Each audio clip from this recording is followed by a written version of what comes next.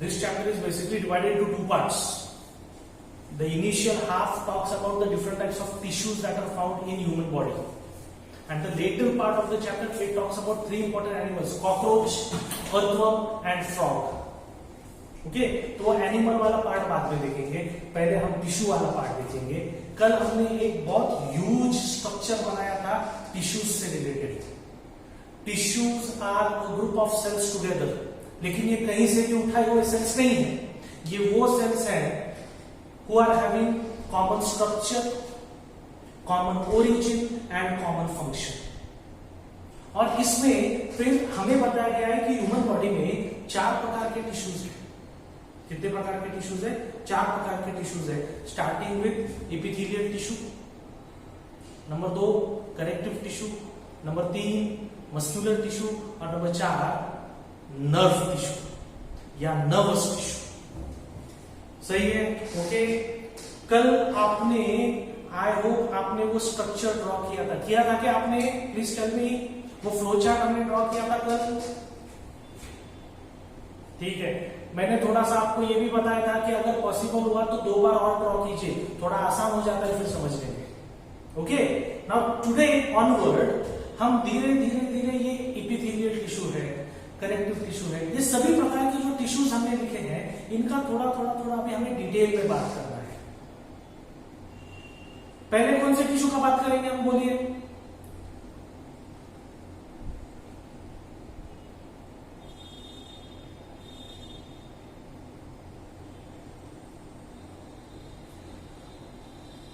Yes, पहले epithelial tissue की बात करते हैं।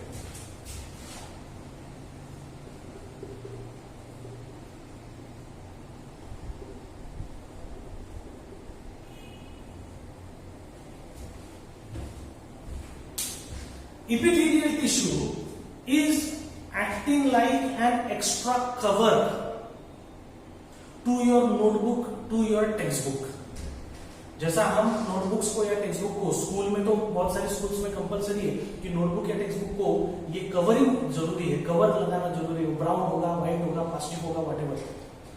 जैसा हम ये कवर करते हैं वैसा ऊपर वाले ने हमारे ऑर्गन्स को ये कवर करने के लिए और प्रोटेक्ट करने के लिए जो टिश्यू दिया हुआ है वो है आपका एपिथेलियल टिश्यू। अभी ये एपिथेलियल टिश्यू, जैसा मैंने आपको बताया, it is protective in nature, it is covering the organs. ये ऑर्गन्स को बाहर से भी कवर कर सकता है, अंदर से भी कवर कर सकता है। एंड बेसिकली एपिथेलियल टिश्यू जो है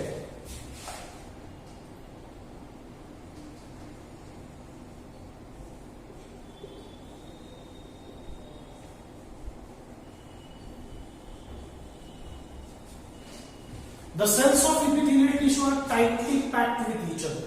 एक दूसरे के साथ एकदम टाइटली पैक्ड है वो, उनके बीच में बिल्कुल कोई भी जगह नहीं है, स्पेस नहीं है। हम कहते हैं कि there is no inter cellular space between the cells. मैं जब भी एपिथेलियल टिश्यू के बारे में सोचता हूं, बात करता हूं, तो मैं जिस रूम में खड़ा हूं उस रूम की टाइल्स की तरफ देखता हूं। आप भी अभी जिस रूम में बैठे हुए आपने आपके आजू बाजू में जो टाइल्स है नीचे, फ्लोर जिस टाइल्स का बना हुआ उन टाइल्स की तरफ देखना चाहिए। टाइल्स देखिए, टाइल्स एकदम एक दूसरे को जुड़कर लगाए हुए हैं, उनका सेटिंग देखिए, उनका अरेंजमेंट कैसा है। एक टाइल यहाँ पे, दूसरा टाइल यहाँ पे और बीच में 3 सेंटीमीटर का गैप रखा है, ऐसा कभी नहीं रहता।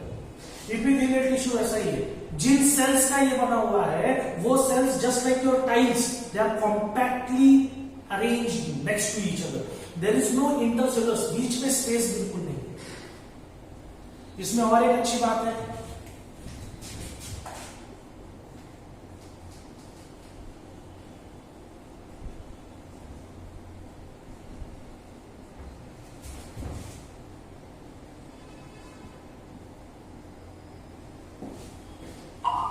इसमें और एक अच्छी बात है कि the cells they rest upon the basement membrane. ये वर्ड, ये टर्मिनोलॉजी हम सिर्फ और सिर्फ एपिथेलियल टिश्यू में ही यूज करते हैं। That the cells rest upon the basement membrane, यानी ये सेल्स हम आगे मुझे कुछ डायग्राम नहीं दिखाने आपको, लेकिन आप देखेंगे कि मैं जितने भी डायग्राम्स निकाल रहा हूँ एपिथेलियल टिश्यू से रिलेटेड, उन सभी डायग्राम्स में मैं पहले एक बेसमेंट मेम्ब्रेन निकाला और फिर उसके ऊपर डायग्राम निकाला। ये अरेंजमेंट जो है, ये प्रेजेंस ऑफ बेसमेंट मेम्ब्रेन जो है, ये बेसमेंट मेम्ब्रेन आपको सिर्फ और सिर्फ you will find it in the epithelial tissue only. Okay, epithelial tissue की और एक खासियत है,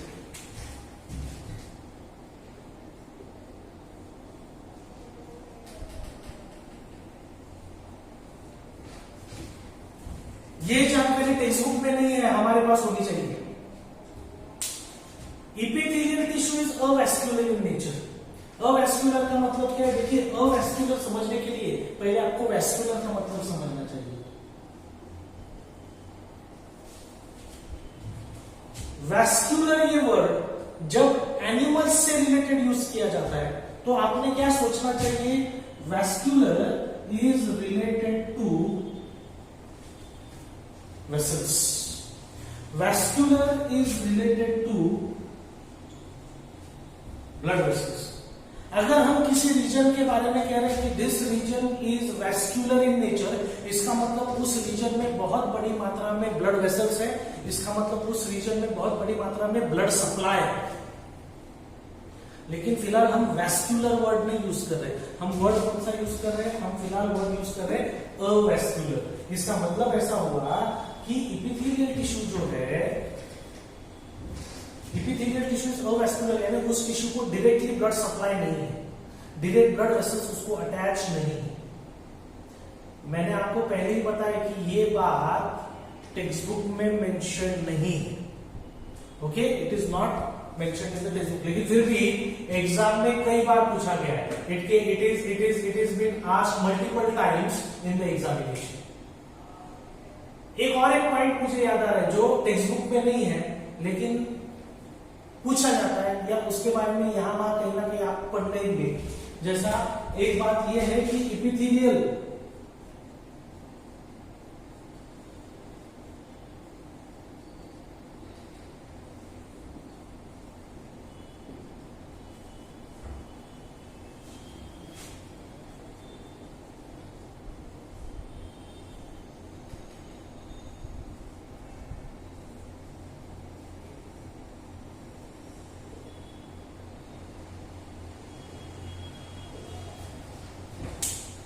Epithelial tissue is derived from all the three germinal layers.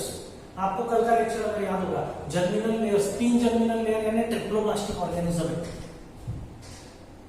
3 germinal layer कौन से हैं? सबसे बाहर का एक्टोडर्म, बीच में का मेसोडर्म और सबसे अंदर endoderm.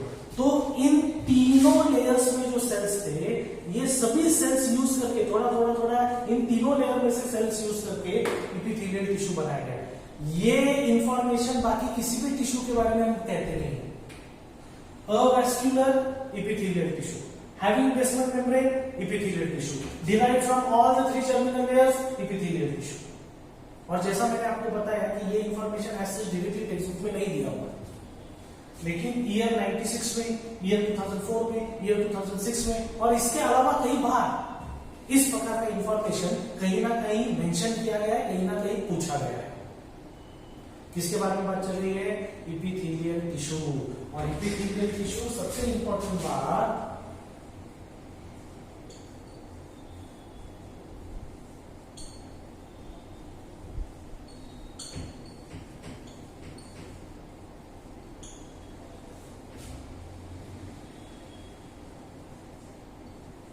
epithelial tissue acts as a lining, protective cover, protective layer in and around the organs. ये सबसे इंपॉर्टेंट बात है आपके एपिथेलियल टिश्यू के बारे में। अभी इस एपिथेलियल टिश्यू में जैसा आपने कल ही लिखा है कि इसमें 2 प्रकार है, सिंपल एपिथेलियल टिश्यू और कॉम्प्लेक्स एपिथेलियल टिश्यू। और इन दोनों में फर्क क्या है? हमने कल ही इसके बारे में बात किया था कि सिंपल एपिथेलियम में मल्टीपल सेल्स है, काफी सारे सेल्स है, लेकिन वो एक सिंगल लेयर में अरेंज्ड है।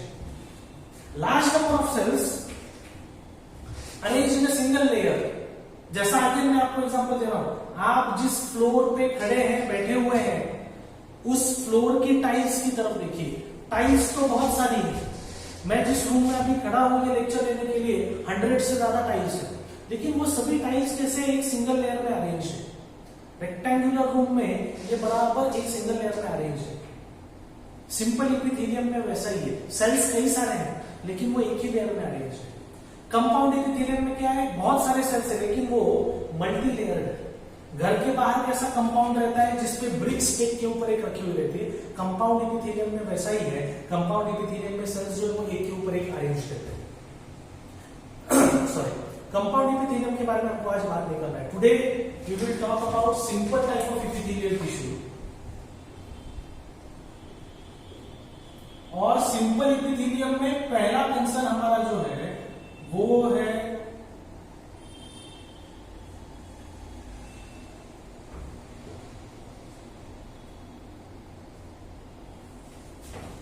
Squamous epithelium. स्क्वामस एपिथेलियम की खासियत क्या है, देखिए स्क्वामस एपिथेलियम जो है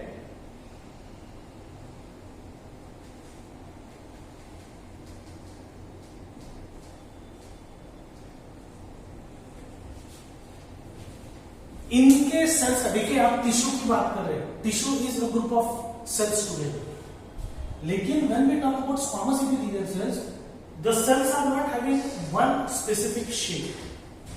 वो पॉलीगोनल शेप के होंगे, वो ओवल शेप के होंगे, वो स्फेरिकल शेप के होंगे, अलग अलग प्रकार के शेप हैं। इररेगुलरिटी बहुत है, इसका लोकेशन बहुत इंपॉर्टेंट है। स्क्वामस एपिथेलियल सेल्स और दिस एपिथेलियम is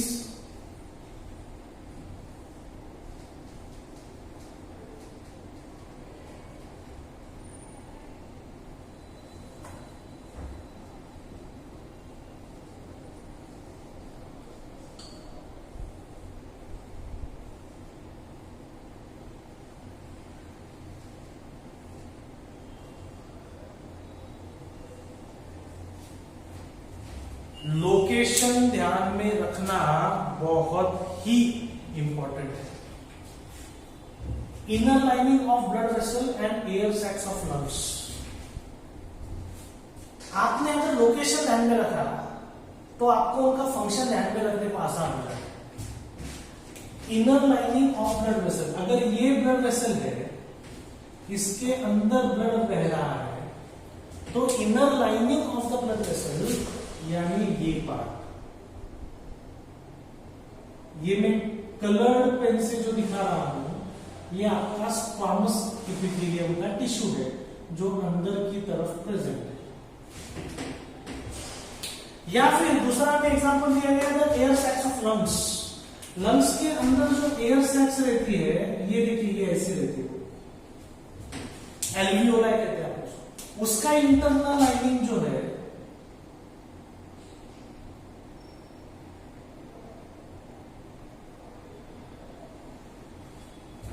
उसका इंटरलाइनिंग भी स्क्वामस एपिथेलियम है।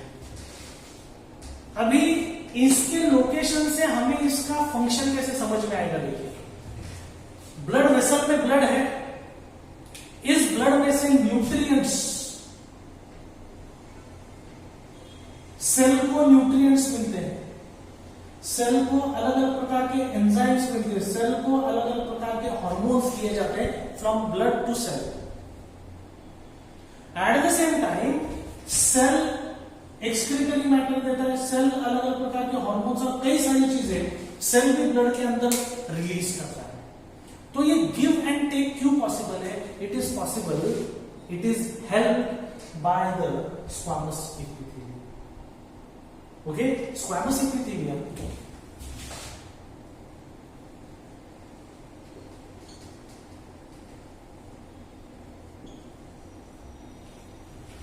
Basically helps in diffusion. जैसा आप देखिए, दूसरा एग्जांपल आपको क्या है, air sacs of lungs. Lungs में आपका ऑक्सीजन यहां पे आता है, ऑक्सीजन बॉडी की तरफ दिया जाएगा और बॉडी में से कार्बन डाइऑक्साइड इसको दिया जाएगा। Again there is give and take, जैसा ब्लड वेसल में गिव एंड टेक चल रहा था, एग्जैक्टली वैसा ही एयर सैक्स में भी चल रहा है। और ये इजी क्यों हो रहा है, ये पॉसिबल क्यों हो रहा है? Who is facilitating, who is helping? It has been helped by the squamous type of epithelial tissue. Okay, I hope you are getting this. आप में से जो बच्चे those who are seriously thinking about NEET examination, the medical entrance examination, उनके लिए एक मजेदार बात बताता हूं. मैंने शायद कल भी बताया होगा, मुझे याद नहीं आ रहा है, लेकिन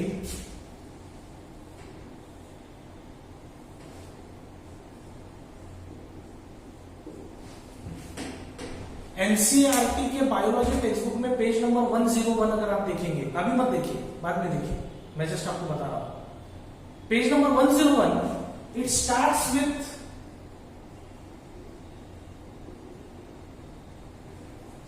the information related to epithelial tissue.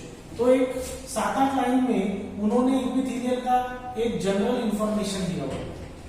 Text book का पेज कैसा दिखता है देखिए. उसके बाद उन्होंने बीच में का एरिया जो है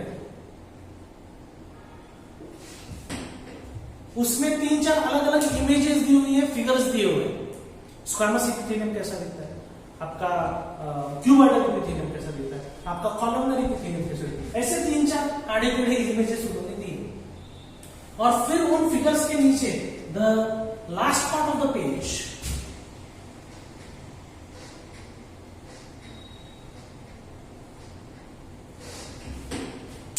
ये नीचे के जो लगभग 8-10 लाइन्स है, इनमें उस स्क्वामस एपिथेलियम के बारे में, कॉलमनर के बारे में, क्यूबॉइडल के बारे में, सिलिएटेड के बारे में 2-3 लाइन्स का जानकारी.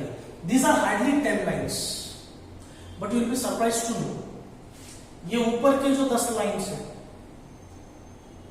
2005 से 2019 तक, it is a span of hardly 14 years, 14 इन 14 सालों में ये ऊपर के जो है इन पर लगभग 30 क्वेश्चंस आए हैं. Around 30 questions have been already asked just based on these 10 lines. और ये नीचे की 10 लाइन्स तो उससे भी भयानक है.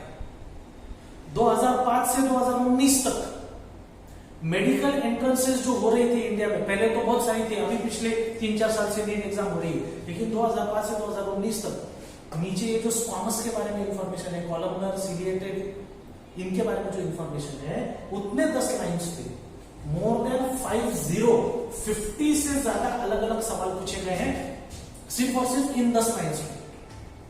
तो आप सोचिए ये 10 लाइन्स कितनी इंपॉर्टेंट होगी. आपको ईच एंड एवरी वर्ड ठीक से याद रखना पड़ेगा.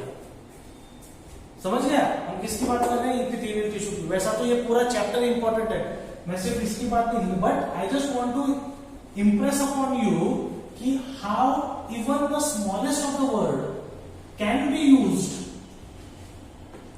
to develop a complete new question out of it. Simple epithelial tissue की बात कर रहे हैं हम. इसमें दूसरा प्रकार जो है स्क्वामस के बाद दूसरा प्रकार जो है वो है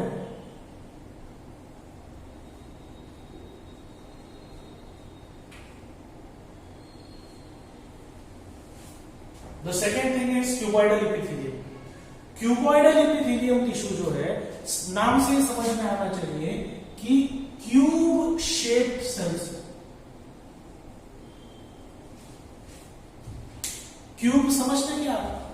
आजकल घर पे क्योंकि सब बैठे हुए हैं आइसोलेशन की वजह से, लॉकडाउन की वजह से, तो घर पे वो लूडो खेल रहे हैं, सांप सीढ़ी खेल रहे हैं, वो क्यूब शेप है. देखिए आपका आइस क्यूब देखिए, आइस क्यूब्स देखिए, वो भी क्यूब शेप रहते हैं, उस प्रकार के सेल्स है ये. और ये क्यूबॉइडल सेल्स जो है, ये क्यूब शेप सेल्स जो है, ये आपका इनका लोकेशन बड़ा इंपॉर्टेंट है. दे आर फाउंड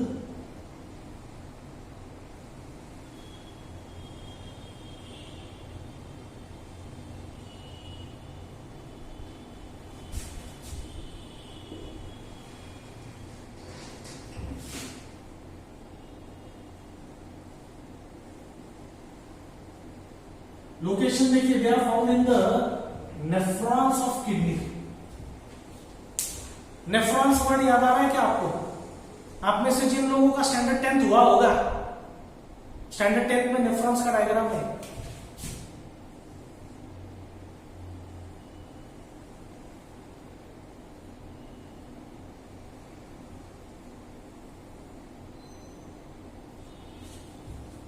ये नेफ्रॉन का ऐसा डायग्राम था आपको स्टैंडर्ड 10 में। नेफ्रॉन ये किडनी से रिलेटेड है।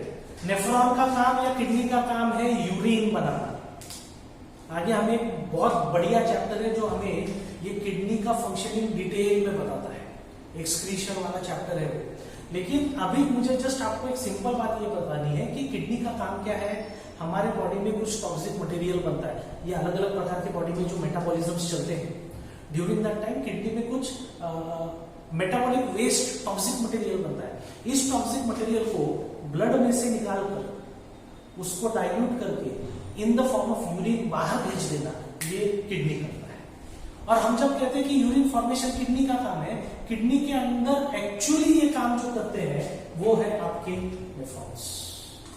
तो जैसे इस नेफ्रॉन में से जैसे धीरे धीरे धीरे धीरे यूरिन आगे बढ़ते जाता है, ये यूरिन है, ये धीरे धीरे आगे बढ़ते जा रहा है, ये यूरिन धीरे धीरे कॉन्सेंट्रेटेड होते जाता है, पहली बात। दूसरी बात, यूरिन में वेस्ट मटेरियल जा रहा है, ध्यान में रखिए, लेकिन ये फिल्ट्रेशन जब होता है तब गड़बड़ी में गलती से एक बात ऐसी हो जाती है कि यूरिन में वेस्ट मटेरियल के अलावा थोड़ा बहुत यूजफुल मटेरियल भी चला जाता है। जाना नहीं चाहिए पर चला गया, क्या कर सकते हैं।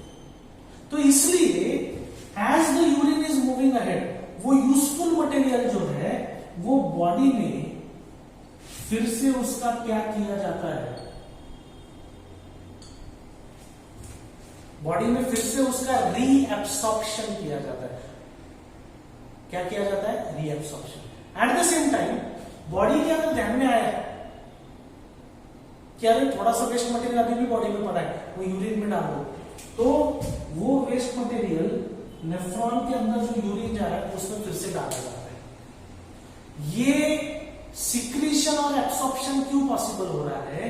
क्योंकि this nephron is lined by these cuboidal cells, these cube shaped cells of the cuboidal epithelium। इसका काम क्या है? इसका काम है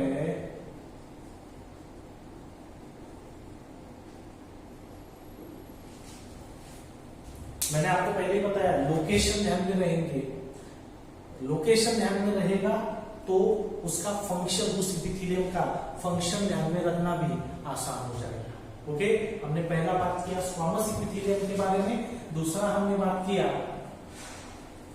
क्यूबॉइडल इपिथेलियम के बारे में।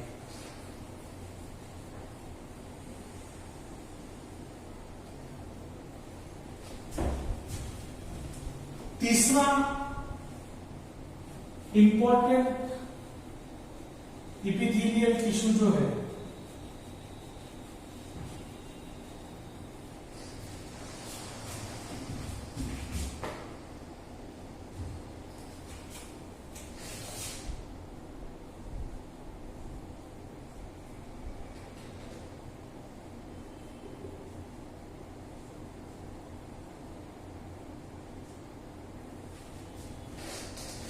इनको ऐसा नाम क्यों दिया है? कॉलमनर इपिथेलियम, मैंने आपको कल भी बताया था, इनके सेल्स जो है ये टॉल है, कॉलम जैसे है।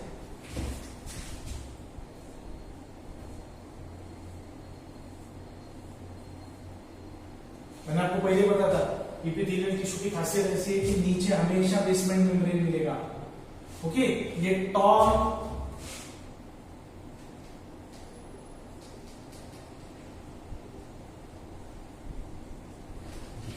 These are tall pillar-like cells. Nucleus जो है वो एग्जैक्टली सेंटर में नहीं है, nucleus is slightly towards the base.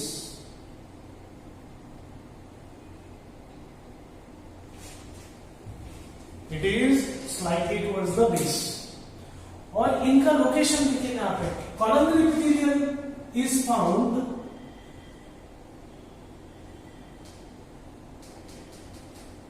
lining the stomach and the small intestine। ये दो ऐसे ऑर्गन्स हैं जो आप आपके लाइफ में सबसे ज्यादा यूज करते हैं। दिमाग की बात नहीं चल रही, वो तो खाली पड़ा हुआ है आपका, कुछ काम नहीं कर रहा है, फंक्शनलेस अपेंडिक्स की तरह। स्टमक और स्मॉल इंटेस्टाइन कंटिन्यूसली दिन रात काम करते रहते हैं, कंटिन्यूसली उनमें डाइजेशन चालू रहता है, और जो फूड डाइजेस्ट हो गया है इमीडिएटली उसका क्या करना पड़ता है, एब्सॉर्प्शन करना पड़ता है। तो ये सेल्स जो स्टमक के अंदर और स्मॉल इंटेस्टाइन के अंदर मिल रहे हैं, ये सेल्स क्या हेल्प करते हैं, दे हेल्प इन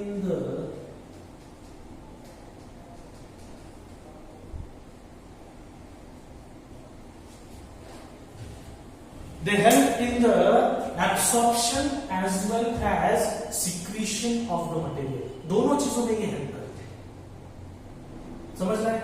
फूड एब्सॉर्ब करेंगे और ब्लड वेसल्स की तरफ भेज देंगे, कुछ डाइजेस्टिव एंजाइम्स सीक्रेट करेंगे ताकि स्मॉल इंटेस्टाइन में और डाइजेस्टिव सिस्टम में,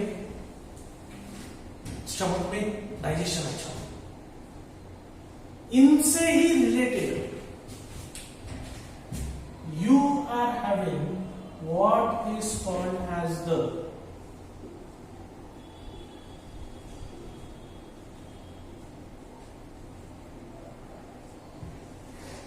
इनसे related you are having ciliated epithelium.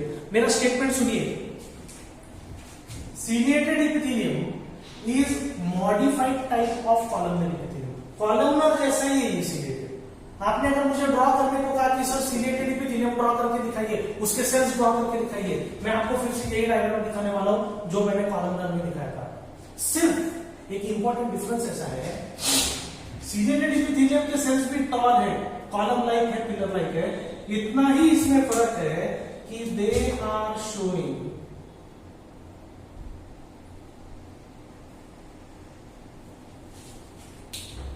They have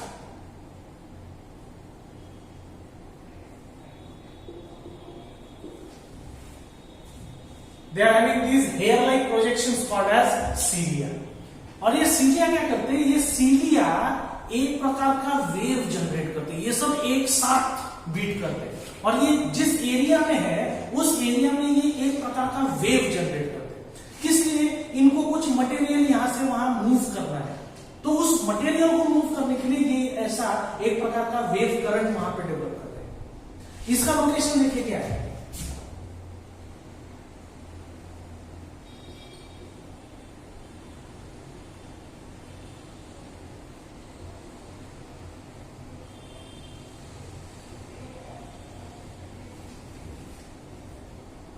bronchioles are part of your breathing system।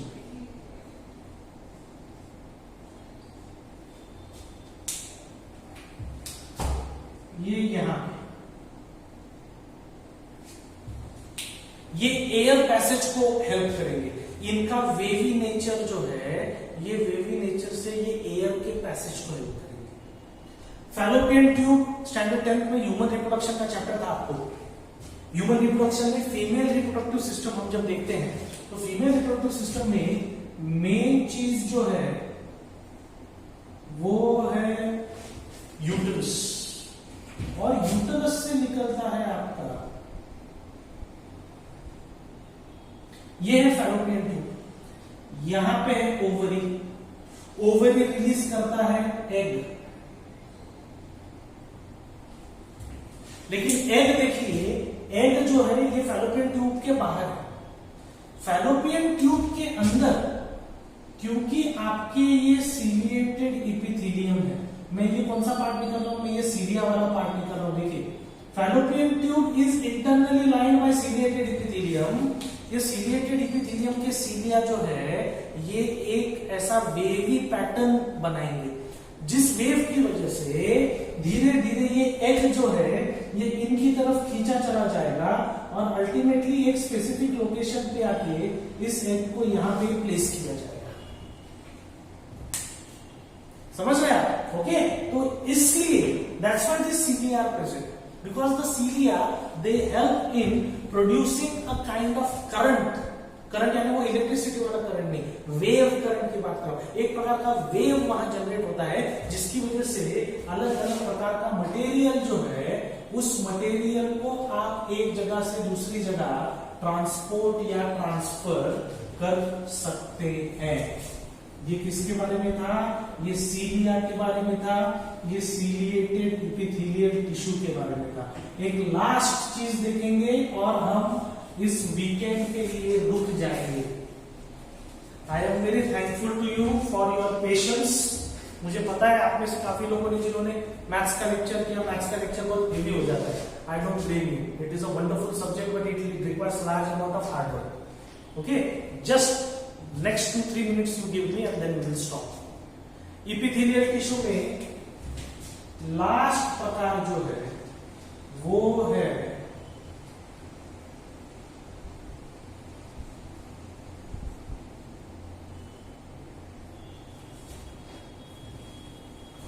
Glandular epithelium. Glandular epithelium से क्या बनता है? It is helping in the development of glands. Glands क्या है? Glands produce and secrete certain material.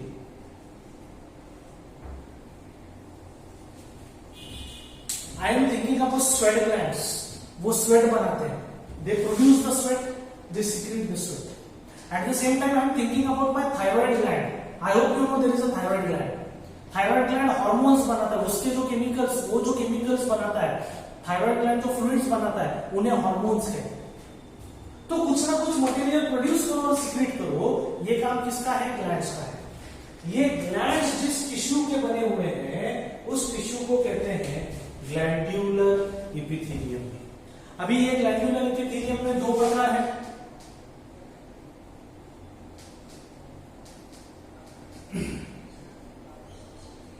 You have unicellular glands, you have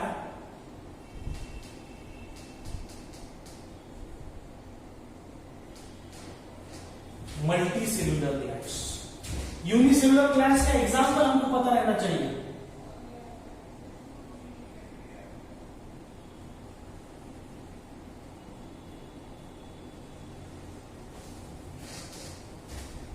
goblet cells, these are special cells present in your stomach. ये digestive enzymes बनाते हैं जिनकी मदद से, stomach का main काम क्या है? डाइजेशन। तो ये डाइजेशन के लिए जो डाइजेस्टिव एंजाइम जरूरी है वो डाइजेस्टिव एंजाइम से गॉबलेट सेल्स बनाते हैं। लेकिन ये यूनिसेलुलर ग्लैंड्स है। यूनिसेलुलर ग्लैंड्स क्यों? आप अगर गॉबलेट सेल्स का अगेन बेसमेंट मेम्ब्रेन है, ये हर एक सेल थोड़ा थोड़ा अपना सिक्रीशन बनाएगा और उसको बाद में रिलीज कर देगा। एक से ज्यादा सेल्स है लेकिन हम उसको मल्टी सेलुलर नहीं कहते, हम यूनिसेलुलर, क्योंकि each single cell is a separate unit. It is not working together with others. वो अपना खुद का काम कर रहा है। तुमको मेरे साथ काम करना है तो करो, मैं तो रहने दो, मैं अपना काम करने वाला। मल्टीसेलुलर ग्लैंड्स का वैसा नहीं। मल्टीसेलुलर ग्लैंड्स देखिए,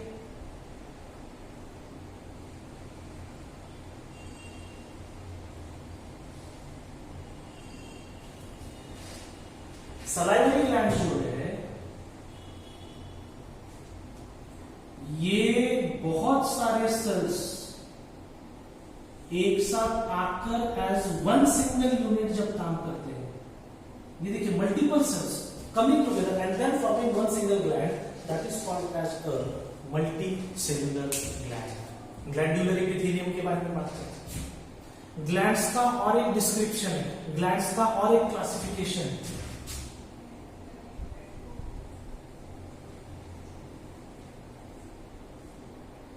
Glands are also classified as exocrine glands and endocrine glands. आप में से कुछ लोगों ने ये नाम सुने हैं, शायद सबको याद नहीं होंगे लेकिन कुछ लोगों को ये नाम याद आ रहे होंगे। Exocrine gland, endocrine gland. Endocrine के बारे में बात करते थे। एंडोक्राइन ये वर्ड आया तो पहले खुद को एक ही वर्ड बताना है,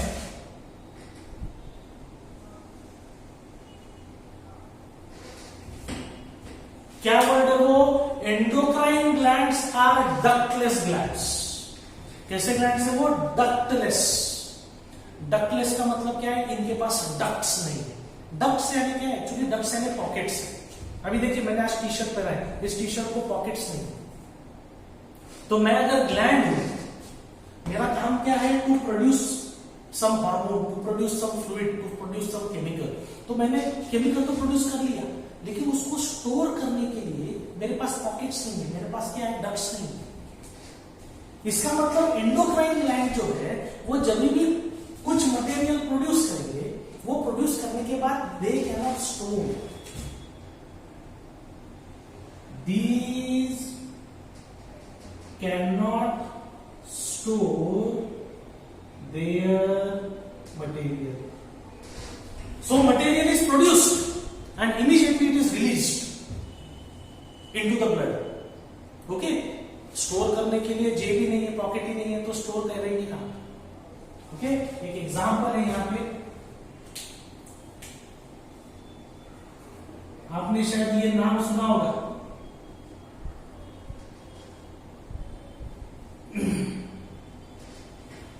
pituitary gland is considered to be the smallest endocrine gland. Endocrine यानी डक्टलेस, पॉकेटलेस। चीजें तो है आपके पास, लेकिन आप उसको स्टोर नहीं कर सकते। वैसा एक्सोक्राइन ग्लैंड की जब हम बात करते हैं, exocrine glands are with ducts, यानी उनके पास पॉकेट्स है। पॉकेट्स की वजह से क्या होता है? दे स्टोर their secretions, लेकिन ऑफ कोर्स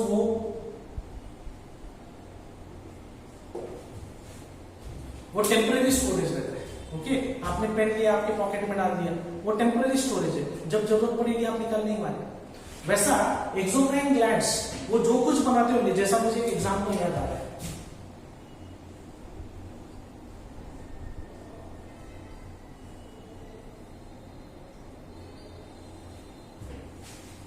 ये अपना सिक्रीशन बना के रखेंगे, और क्योंकि इनके पास पॉकेट्स है, क्योंकि इनके पास डक्ट्स है, वो उस डक्ट्स में उस मटेरियल को स्टोर करके रखेंगे। और जब उनको ऑर्डर दिया जाएगा, जब उनको आदेश दिया जाएगा, नर्वस सिस्टम उनको बताएगा कि अरे वो मटेरियल थोड़ा रिलीज कर दो यार, तो ये अपने पॉकेट में से उस मटेरियल को क्या करेंगे? फिर रिलीज करेंगे।